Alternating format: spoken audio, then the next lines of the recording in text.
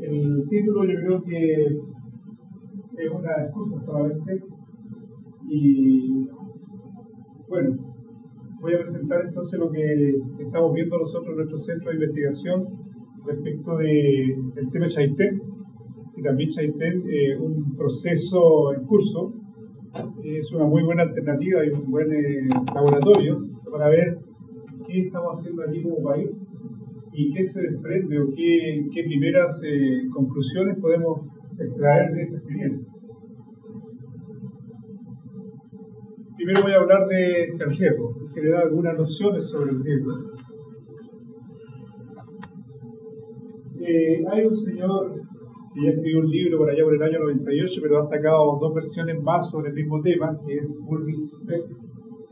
Y Beck tiene un libro emblemático que se llama La sociedad del riesgo. Y pensaba que este libro de Beck se mantiene plenamente vigente.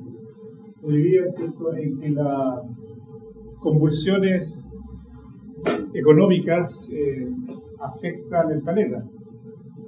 Las convulsiones económicas que se manifiestan con una Unión Europea en crisis, con una economía china muy pujante, pero también que está en desaceleración, y un país de Estados Unidos que también está con complicaciones, y eso hace que para la región de América Latina esos impactos económicos también la afectan. Por otro lado, también en la base de la tecnología en los países más avanzados, los países europeos, Estados Unidos, ¿cierto?, nos impactan y nos llegan de distintas maneras. Por lo tanto, las amenazas que provienen de la naturaleza, que son más bien endémicas, dado en el caso chileno por nuestra geografía, nuestro clima, nuestra instalación en la cordillera de los Andes, frente a un océano de comillas pacífico, que hacen que los impactos entonces de las dinámicas económicas y estas características geográficas hacen que el riesgo como problema esté siempre vigente. Por lo tanto, pero además, y es lo que quiero dejar instalado también en ustedes, es invitarlos a ser también desconfiados y no ser también solo románticos respecto al tema del riesgo. Cuando empiezo a hablar de las cuestiones económicas es porque hay intenciones a veces que están antes de los riesgos. Podríamos decir de alguna manera que hay intenciones antrópicas que también complican los riesgos. Y lo pone ahí Beck, cuando dice que la industria riesgosa se traslada a las sociedades más pobres. Claro, ¿por qué China está creciendo? Porque hay dentro de la cadena, ¿cierto?, de la economía mundial, las grandes transnacionales ya hace muchos años que se trasladaron a China porque se dieron cuenta que era más barato producir en China, ¿cierto? Claro, China crece por ello, pero ¿a qué costa? Leía la otra vez en el diario que producto de la crisis española, donde el 25% de uno de cada 4 españoles está desempleado en este momento, y del 100% de los desempleados en España, el 50% son jóvenes. O sea, jóvenes, hay toda una generación que está complicada en España, y una generación complicada. Y ahí leí en el diario El País, por ejemplo, que una de las alternativas que tenían los jóvenes titulados en España era incluso, por ejemplo, poder ir a trabajar a China, pero solamente por el sueldo, solamente por la comida y la alojamiento. Entonces, la pregunta era, ¿esa era una alternativa? Porque peor era estar parado. Entonces, por eso que las industrias, por ejemplo, se trasladen a China no significa que es también por razones estrictamente económicas, sino que detrás de eso, ¿cierto?, también van a haber riesgos. Las industrias riesgosas se trasladan a las sociedades más pobres. Y por lo que decía, el desplazamiento y la dinámica del capital en el planeta, representado también en grandes transnacionales, hace que regiones que tienen características de sostenibilidad económica para ciertas actividades puedan dejar de serlo cuando aquellas son menos rentables que otras. Y pongo el caso, por ejemplo, chileno, de la explotación del oro, que ha generado un problema medioambiental en la tercera región, en Valle del Huasco, la empresa Mascolama, que está explotando oro y que ha entonces generado todo un proceso de perforación de glaciares, en circunstancias que estamos con problemas de cambio climático, en circunstancias que tenemos el grave problema del agua. Hoy día estamos muy contentos porque está lloviendo, pero tenemos el grave problema del agua, ¿cierto?, como un problema mundial.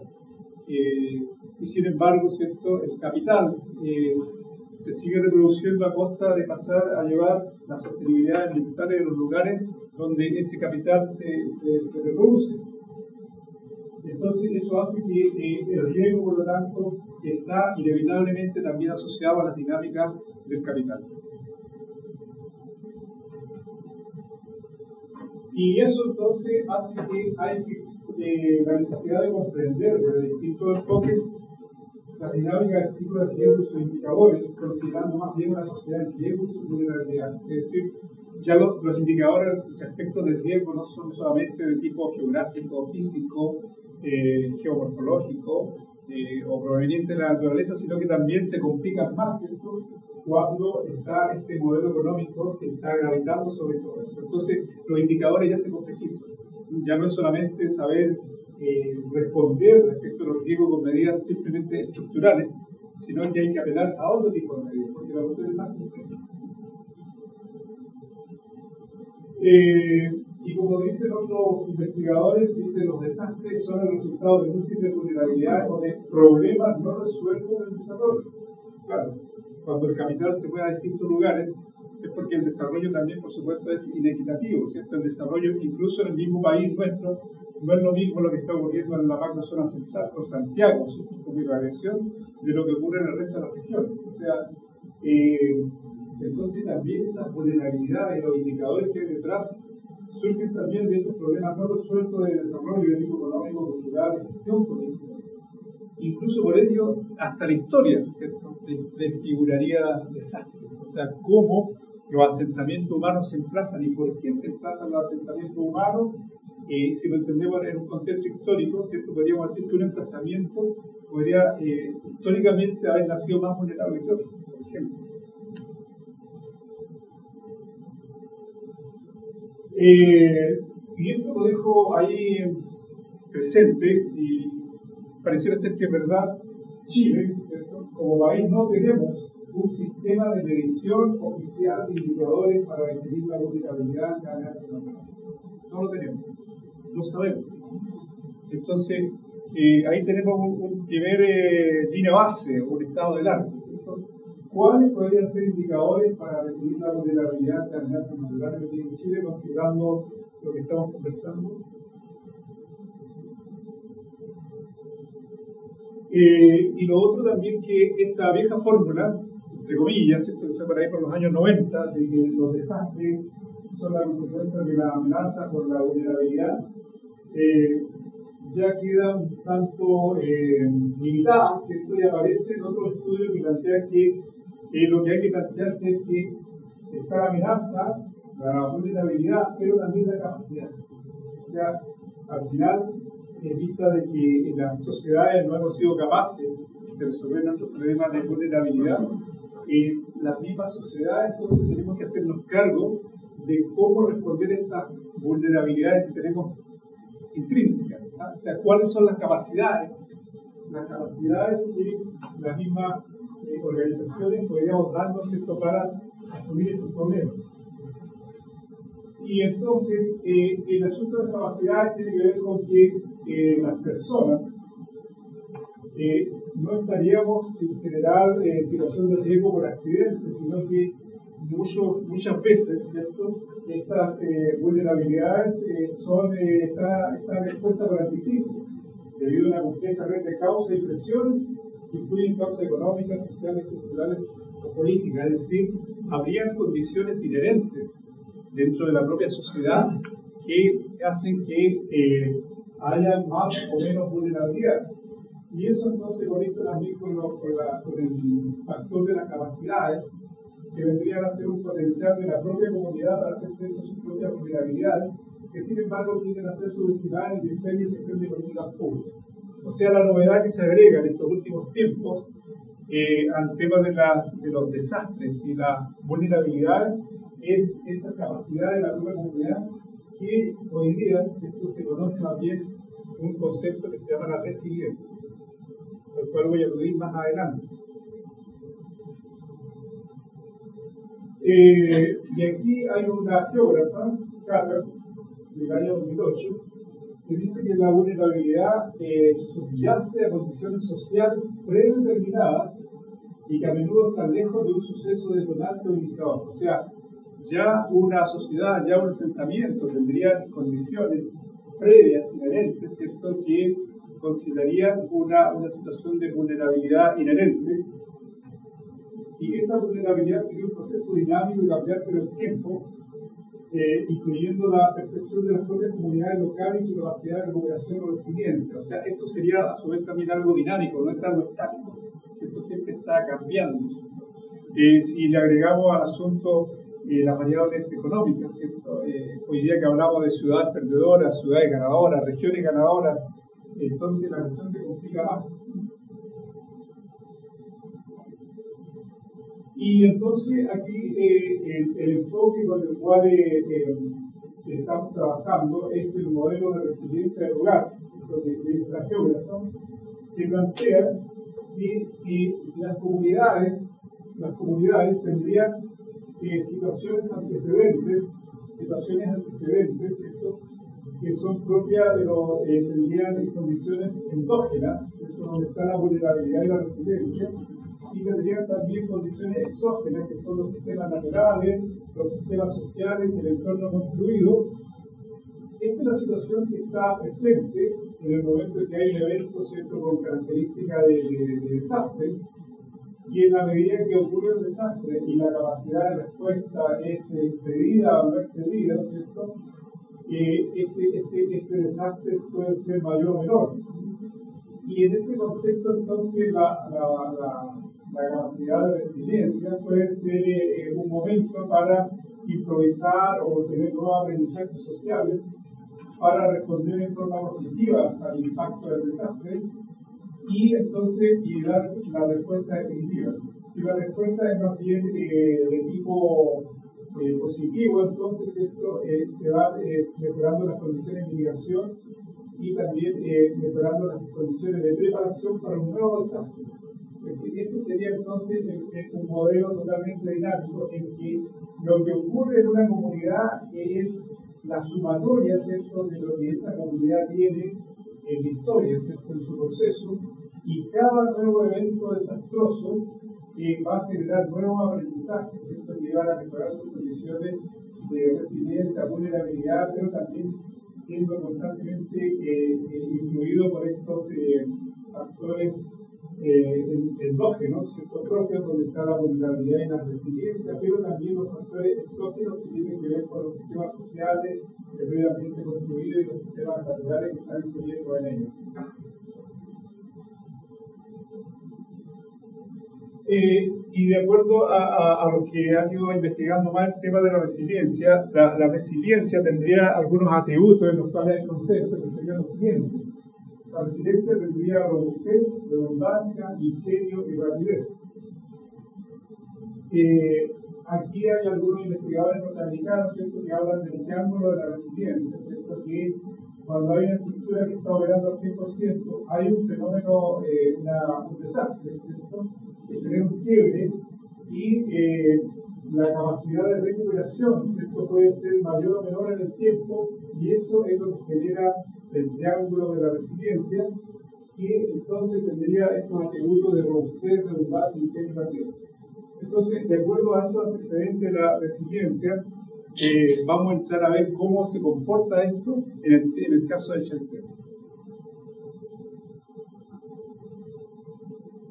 Y desde la economía, los economistas que son rigurosos en el tema de cómo una cadena de suministro, ¿cierto?, opera, ellos definen que una cadena de suministro, por ejemplo, la construcción o la fabricación de un computador, y aludo al caso de China, por ejemplo, hay muchas empresas de fabricantes de computadores que se han trasladado a China, Y si hay un chip, por ejemplo, que es fundamental para la cadena de suministro, que está en una fábrica que es afectada por un terremoto, ¿cierto? Una calamidad, esa parte sensible de la cadena de suministro se va a romper. Y si se rompe, ¿cierto? Se deteriora el entorno, ¿cierto? Se pierde, se rompe el nodo, ¿cierto? De la cadena de suministro. Y eso significa entonces que en la medida de los nodos de las cadenas de suministro, yo ponía el caso de un computador, pero hablemos de una cadena de suministro, por ejemplo, del desarrollo de una región, ¿cierto? De cómo se sostiene económicamente una región, cuáles son las industrias claves dentro de la región. Por ejemplo, en el caso de la segunda región, hablemos de la industria del cobre. ¿Qué pasa si hay una calamidad que hace que las minas colapsen, o en el caso del teniente? Seguramente ahí va a haber una calamidad enorme desde el punto de vista económico, porque se va a deteriorar la fuente de trabajo de la principal producción económica de una región. Entonces, la cadena de suministro, ¿cierto?, se va a romper porque la densidad de la malla, ¿cierto?, es alta o es más baja. Según sea más alta o más baja, va a tener un mayor o menor impacto. Y también esta cadena de suministro, ¿cierto?, es mayor o más compleja o menos compleja. Una cadena de suministro menos compleja tendría menos nodos o menos interconexiones entre ellos. Y una perturbación en esta cadena de suministro, ¿cierto? Una perturbación en una cadena de suministro menos compleja sería menos significativa, ya que menos nodos podrían verse afectados. Es decir, un impacto de un desastre entonces tiene una relación entre lo que significa la complejidad también de la cadena de suministro y también los grados de criticidad de la cadena de suministro. Cuán interconectados están los nodos, ¿cierto? Va a ser mayor o menor el impacto de un desastre. Por lo tanto, los estudiosos dicen que el triángulo de la resiliencia, ¿cierto?, no es solamente la forma del triángulo, ¿cierto?, la demora, la temporalidad, en la recuperación va a tener que ver con los nodos críticos, ¿cierto?, con la complejidad de los nodos críticos y la densidad de los nodos críticos que están en la cadena de suministro, que van a explicar que la capacidad de recuperación de un lugar o la capacidad de resiliencia pueda ser mayor o menor en el tiempo.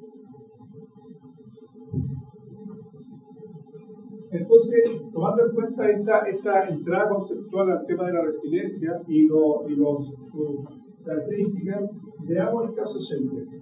¿Qué pasa con Schenker? Y aquí entonces los invito a esta desconfianza que yo les planteaba de antemano, que tiene que ver con los riesgos, ¿cierto?, y la sostenibilidad de las regiones. Esta es una noticia del año 2005 en un diario del Ciudadano, donde se planteaba que había una fiebre del óleo en la Patagonia. O sea, estudios ya por el 2005 indicaban que la Patagonia chilena, no solamente chilena, sino también argentina, tiene un gran potencial para oro. O sea, se había detectado que hay oro en la zona. Entonces, el territorio, ¿cierto?, de Chaitén y sus alrededores se transforma en un interesante plato, ¿cierto?, de desarrollo económico del capital. ¿Y quiénes son? ¿Cierto? Son grandes transnacionales, ¿cierto?, y quieren ver que ahí hay una posibilidad de explotar un recurso natural. Esto ocurrió en el año 2005 y la localidad de Esquel, que queda frente a Chaitén, la comunidad se opuso y logró que las explotaciones mineras se fueran de Esquel, porque supieron que para la explotación del oro se requería cianuro sódico en su manejo, ¿eh? Y el cianuro sódico es un producto altamente contaminado. Entonces eso significó que la gente de Argentina echó a la empresa esta transnacional. Pero sin embargo, estas transnacionales ya estaban operando en Chaitén antes de la erupción del volcán. Entonces,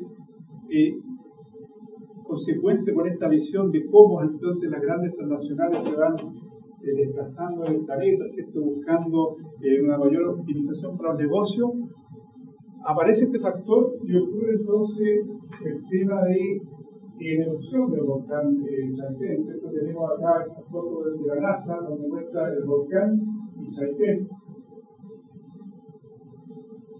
Ahí está el volcán con la bruma, ¿cierto? En 2009, Chaitén, la propuesta de emplazamiento de Santa Bárbara. Ahí claramente, ¿cierto? Chaitén se ubica en una zona de riesgo, de erupción. Y lo que pasó entonces, posteriormente, consecuencia de la misma erupción, el río, que originalmente pasaba por acá, ¿cierto? Cambió de curso y dividió a la ciudad en dos. Y este mar, ¿cierto? El mar Chilote que llegaba hasta acá, ¿cierto? Se retranqueó porque todo este conglomerado de cenizas, ¿cierto? Obstaculizó el manejo costero de Chaitén. Y este era Chaitén al 2008, ¿cierto? Una plaza, que es el sector norte y el sector sur, el río, ¿cierto? Aquí pasaba por acá, entonces dividió en dos al pueblo. Dividió en dos al pueblo, ¿cierto? Y aquí tenemos la foto, ¿cierto? Que muestra cómo entonces Chaitén se divide en dos para el Río Blanco y cuestión que se mantiene hasta hoy, ¿cierto? El río ya definitivamente cambió el rumbo. Y el Estado entonces ha decidido que este Chaitén Sur es inutilizable, está totalmente afecto a áreas de riesgo, por lo tanto no se puede ocupar y es peligroso. Bueno, en general Chaitén está en zona de riesgo, pero solamente esta parte oficialmente ha sido declarada como zona de riesgo. Producto de eso, entonces se creó un desplazamiento de la gente de Chaitén. Estas flechas muestran hacia dónde se fueron la gente que fue desplazada a Chaitén. Gran parte de ellos, ustedes se fijan, se fue a Puerto Montt, a la zona de Alerce, ¿cierto? La zona que queda entre Puerto Montt y Puerto Vara, sospechosamente de una muy mala calidad residencial, porque la gente que vive en Chaitén para ir a su trabajo por lo menos necesita 1 hora y media de desplazamiento, ida y vuelta todos los días. Entonces uno puede comparar la calidad de vida que tenía la gente en Chaitén, donde tenía terrenos de 250, 500 metros cuadrados por vivienda, a una casa, ¿cierto?, de 60 metros cuadrados, en un terreno de 200 metros cuadrados, lejos de los centros de producción, lejos del trabajo, y eso fue la alternativa entonces que se le dio a la mayoría de los desplazados de Chaitén. ¿Y qué pasó entonces? Bueno, ¿y qué pasaba antes de la erupción y el desplazamiento de Chaitén? Las características de la cadena de suministro, ¿cierto?, en comparación con el ejemplo que les contaba recién, en el caso de Chaitén, si ustedes se fijan, Chaitén era el principal pueblo de un funcionamiento expedito de una estructura de centros poblados. Estas son todas las principales poblaciones que están ligadas a lo que era Chaitén. Por lo tanto, al romperse Chaitén, ¿cierto?, se rompe también la cadena de suministro, ¿cierto?, en su densidad, en la criticidad, ¿cierto?, y en la densidad de los nodos. También la densidad de malla y criticidad de nodos, en el caso de Chaitén, por el lado del transporte, ¿cierto?, se nota claramente. Vean ustedes los nodos, ¿cierto?, de transporte del lado de la zona de Chiloé versus, ¿cierto?, la conexión, lo que significaba Chaitén para la zona, cuando este transporte es muy difícil. La mayoría de la gente, hay 600, 700 pasajeros que se trasladan a la semana desde Puerto Montt a Chaitén. Si ustedes se fijan, Chaitén entonces es la puerta de conexión a la Patagonia chilena, así como también Chaitén entonces es un nudo crítico, ¿cierto?, dentro de la estructura del centro poblado de la región.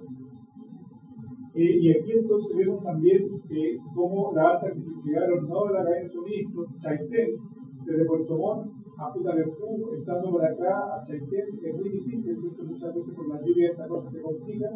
Y por mar entonces Chaitén es la conexión prácticamente a Varela, ¿cierto?, a toda la zona de Coyhaique y también a la parte argentina. Es decir, lo que significa Chaitén dentro de la criticidad de nodos, entendiendo como un atributo de la resiliencia, es fundamental. Entonces, pero a su vez también Chaitén tenía características de robustez y redundancia, atributo de la resiliencia, porque el turismo, una de sus principales actividades, el turismo de aventura, baños termales, la pesca deportiva, el paisaje, el principal atributo en una provincia con un 65% de superficie de bosques nativos. En materia de equipamientos urbanos, también dentro de las características de robustez y redundancia que son propias de la resiliencia. comisaría de policía, un proyecto internado, básica media, un banco, 2 cuarteles de bomberos, un hospital, 10 puestos rurales, un aeródromo. Todo el equipamiento básico de la Secretaría de Cultura de rol de centro, servicio a la provincia, no el transporte y corte de entrada a la frontera chilena y argentina. O sea, todo esto configuraba lo que era Chaitén en la zona antes del terremoto. Y si a eso lo adicionamos entonces el apetito, ¿cierto?, de las grandes transnacionales para la explotación del oro, entonces, ¿qué es lo que pasa en Chaitén? Entonces podríamos decir que Chaitén en realidad hoy día ya es una excusa. O sea, ¿y que la gente en Chaitén va a ver Chaitén dado el modelo? O sea, si lo miramos desde la lógica económica, es decir, la zona de lo que significa Chaitén es un buen lugar de explotación económica, ¿cierto?, y explotación para Chile, desde el punto de vista económico. Por lo tanto, la zona y la gente se transforman en un factor secundario, en circunstancias que tienen estas cualidades. ¿Qué es lo que pasa con los otros atributos, ¿cierto?, de la resiliencia, ingenio y rapidez, las fuerzas endógenas, que recuerda el modelo de Carter? Aquí estamos con el alcalde, ¿cierto? Estamos con el alcalde, y fíjense lo que tiene el alcalde ahí en su escritorio. El escritorio tiene el plano Chaitén, ¿cierto? Y aquí tenemos a Chaitén dividido en dos, esta es la zona norte y esta es la zona sur. Y la gente, de los 2.000 que han vuelto a Chaitén, aquí hay 200 familias que están viviendo ya en el Chaitén sur. El Chaitén sur, el Estado de Chile ha dicho que está en estado de inhabitación. Hay gente viviendo ahí. Entonces, ¿qué es lo que ha hecho el alcalde? El alcalde no puede dejar a su gente sola. El alcalde lo que ha hecho es todos los días le entrega agua potable y luz eléctrica en determinadas horas del día a la gente. El alcalde no puede dejar a su gente sola. Eso significa entonces que la comunidad, ¿cierto?, se acompaña de estos atributos de la resiliencia, que se ingenio y la rapidez como fuerza endógena, ¿cierto?, para atender sus proyectos. Respecto de la redundancia con ustedes que nos acababan por las fuerzas endógenas, les presento, por ejemplo, un caso de un volcán en Japón, el volcán Unzen, en el año 1990, erupcionó después de 200 años. Miren, por ejemplo, lo que hay, la cantidad de poblados, ¿cierto?, en torno a este volcán que explotó, en el caso de Japón. ¿Y qué es lo que hizo Japón? ¿Cierto? Aquí tenemos algunos ejemplos, cómo está el volcán, y aquí está la salida de la lava, ¿cierto? Y hay todo un estudio de medidas estructurales para resolver el problema de la lava, ¿cierto?, y todos los desechos del volcán. Y esto es lo que está ocurriendo hoy día en esa ciudad. O sea, la gente no se ha ido y el Estado, ¿cierto?, se ha hecho cargo de cómo manejar, cómo convivir con el riesgo con medidas estructurales. Esto está sacado de un estudio que hizo la Católica para el caso Chaitén, y con eso estaba demostrando que para el caso Chaitén era muy caro, era de alto costo, medidas estructurales para dejar a la gente ahí. Pero yo me pongo la sospecha inicial, entonces digo, a ver, ¿qué me conviene más? Deshabitar Chaitén, no gastar mucho dinero y abrir el espacio de explotación del oro. Y ya estoy terminando, y esto salió en el Mercurio del 2012. Tenemos acá comparación de redundancia, robustez, ingenio y rapidez como atributo de la resiliencia, y tenemos Tierra del Fuego Argentina y Magallanes enfrente.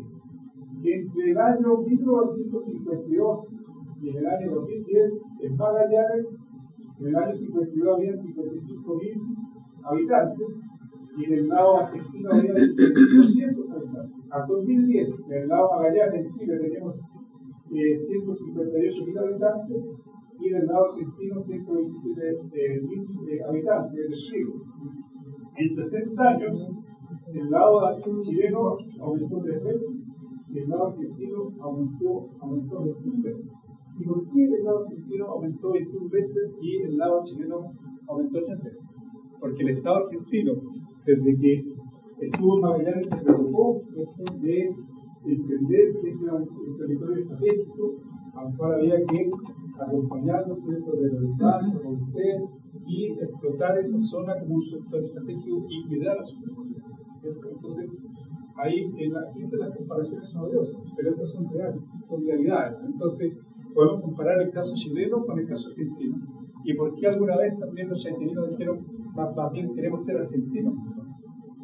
Porque incluso todavía los de Chaitén atraviesan a Esquel cuando tienen que operar a su gente, porque ahí hay buenos hospitales y los tratan muy bien.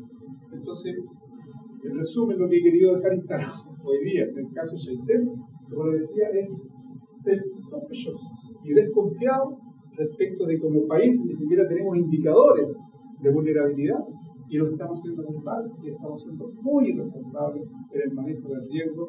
Y el caso de Chaitén, que todavía está en pleno desarrollo porque el alcalde está dejando con agua y con luz a la gente que está ubicada en zonas inhabitables, ¿cierto? ¿Qué pasa si realmente funciona por caso? ¿Quiénes son los responsables? Entonces, hoy día he escuchado la noticia que un abogado, ¿cierto?, los afectados en los muertos por el accidente de Juan Fernández se van a querellar contra todos los responsables. Y tienen toda la razón. Entonces, en el momento resolvemos cuando ocurren las calamidades, ¿cierto?, nuevamente en Chaitén, con las 2.000 que han muerto, digamos, judicializando el asunto. Bueno, esos son los temas que quería dejar instalados hoy día en la trabajo. Muchas gracias.